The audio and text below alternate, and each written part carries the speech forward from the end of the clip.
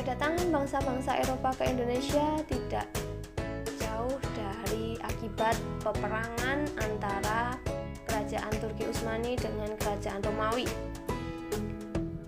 Akibat perang pada tahun 1453, kota Konstantinopel yang dikenal sebagai ibu kota perdagangan Eropa jatuh ke tangan Turki Utsmani.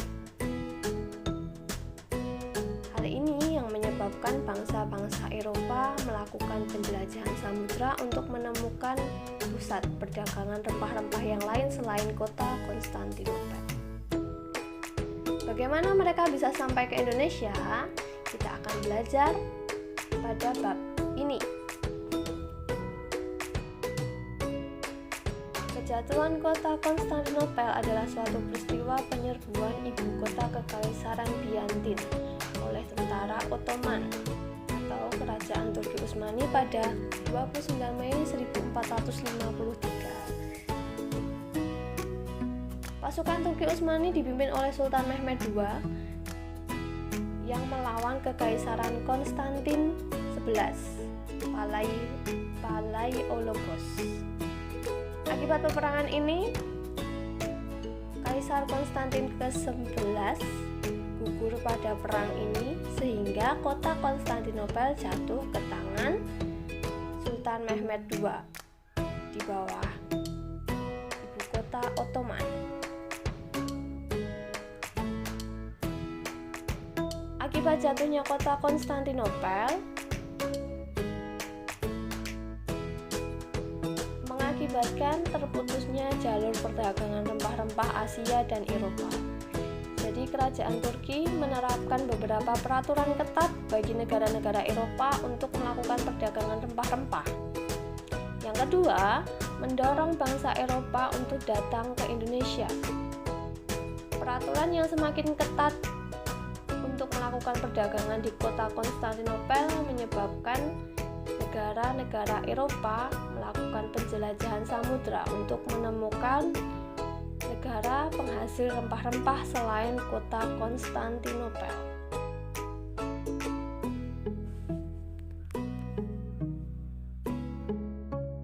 Faktor lain yang menyebabkan penjelajahan samudra yang pertama adalah teori dari Copernicus. Jadi seorang ilmuwan bernama Copernicus, dia menyatakan bahwa bumi itu bulat.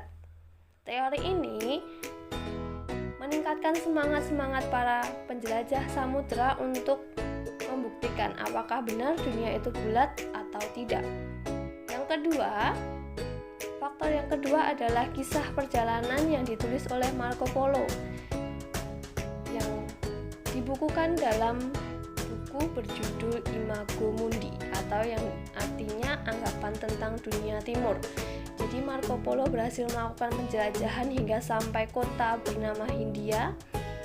Kota Hindia ini diceritakan dalam bukunya bahwa dia sangat indah, punya banyak hasil rempah-rempah dan sumber daya alam yang melimpah. Hal ini yang menjadi faktor pendorong negara Eropa untuk melakukan penjelajahan samudra. Yang ketiga, adanya kemajuan ilmu pengetahuan dan teknologi. Ditemukannya alat-alat teknologi seperti kompas, navigasi, mesin, dan peralatan kapal menjadi pendorong bangsa Eropa untuk melakukan penjelajahan samudra. Dan yang terakhir adalah motivasi untuk mewujudkan 3G.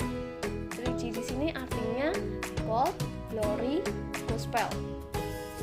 Gold itu untuk mendapatkan kekayaan, jadi mereka melakukan penjelajahan samudra untuk mendapatkan kekayaan. Kemudian glory untuk mendapat kejayaan atau kekuasaan, dan gospel untuk menyebarkan agama.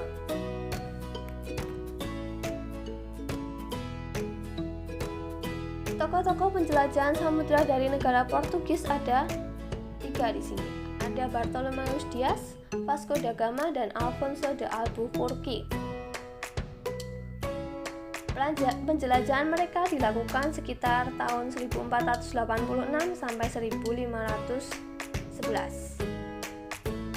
Bagaimana mereka melakukan rute penjelajahannya? Dimulai dari Bartolomeus Dias. Dia melakukan penjelajahan karena diutus oleh Raja Portugis kedua atau John II. Pelayarannya ini dilakukan untuk menemukan kota Hindia yang ditulis oleh Marco Polo dalam bukunya yang mengisahkan tentang keajaiban dunia atau Imago Mundi. Bartholomeus Dias melakukan pelayaran dari kota Lisabon menuju pantai barat Afrika, dan di sana dia menemukan benua Afrika. Namun pada saat dia sampai di benua Afrika, dia berhenti karena adanya ombak besar dan badai. Nah, tempat yang dia singgahi untuk berhenti sejenak menunggu badai reda dinamakan dengan Tanjung Badai. Kemudian oleh Raja John kedua, Tanjung Badai ini dirubah namanya menjadi Tanjung Harapan karena sebagai bentuk harapan negara Portugis untuk menemukan Hindia.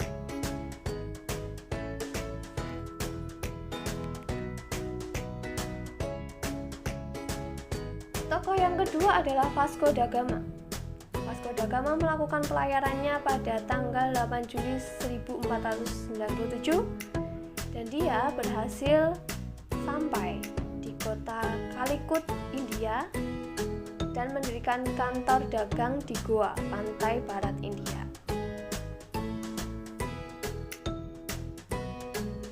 Da Gama mengira bahwa India ini merupakan Hindia yang diceritakan oleh Marco Polo. Namun ternyata Calicut, India ini bukan kota penghasil rempah-rempah, melainkan Malaka sebagai kota penghasil rempah-rempah.